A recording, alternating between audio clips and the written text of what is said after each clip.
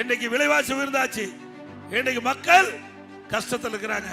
இந்த கஷ்டத்திலிருந்து மக்களை பாதுகாக்க வேண்டும் என்ற அடிப்படையில் ஒவ்வொரு அதிமுக ஆட்சி அமைந்த உடனே ஒவ்வொரு குடும்பத்திற்கும் அவருடைய வங்கி கணக்கில் 10,000 ரூபாய் சிறப்பு உதவித்தொகை வழங்கப்படும்.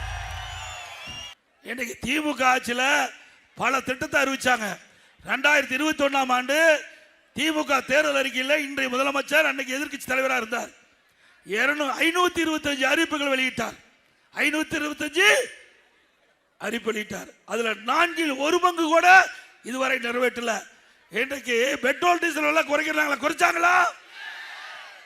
மாதந்தோறும் கேஸ் சிலிண்டருக்கு மானியம் 100 ரூபாய் கொடுக்கறாங்க, கொடுத்தாங்களா?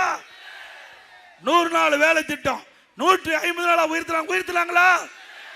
உயர்த்தாட்டி போட்டோம். இருக்கிற வேலையை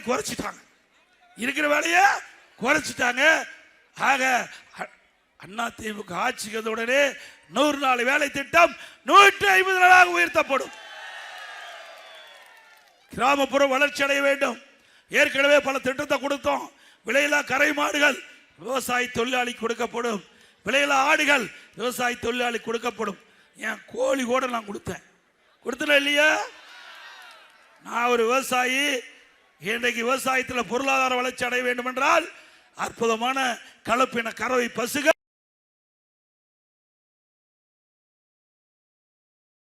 அதே போல நம்முடைய நெசவாளர்கள் அவர்களுக்கு தேவையான அளவுக்கு அதிமுக ஆட்சி உடனே ஒவ்வொரு தீபாவளியிலும் எல்லா பெண்களுக்கும் பட்டுப்புடவை வழங்கப்படும்.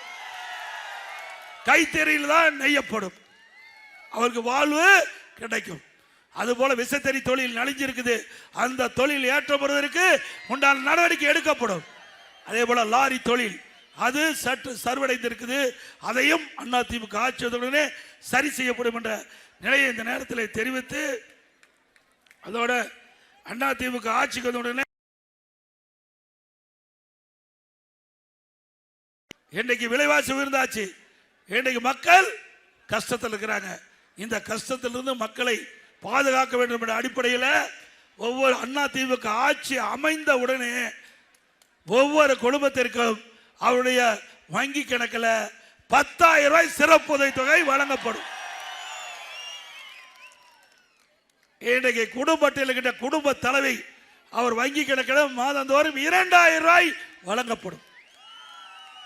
எல்லா குடும்பத்தையும் ஃப்ரிட்ஜ் விலை இல்லாமல் வழங்கப்படும்.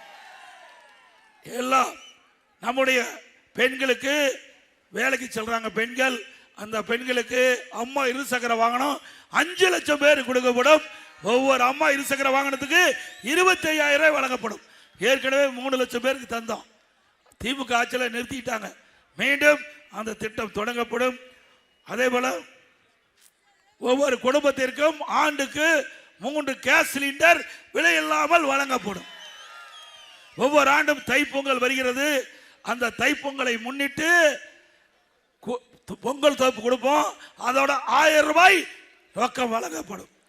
அதுபோல இப்ப பெண்கள் தான் நகர பேருந்துல கட்டணம் இல்லாமல் பயணம் செய்யறாங்க. அதிமுக ஆட்சி அமைந்த உடனே ஆண்களும் நகர பேருந்தில் கட்டணம் இல்லாமல் பயணம் செய்யலாம்.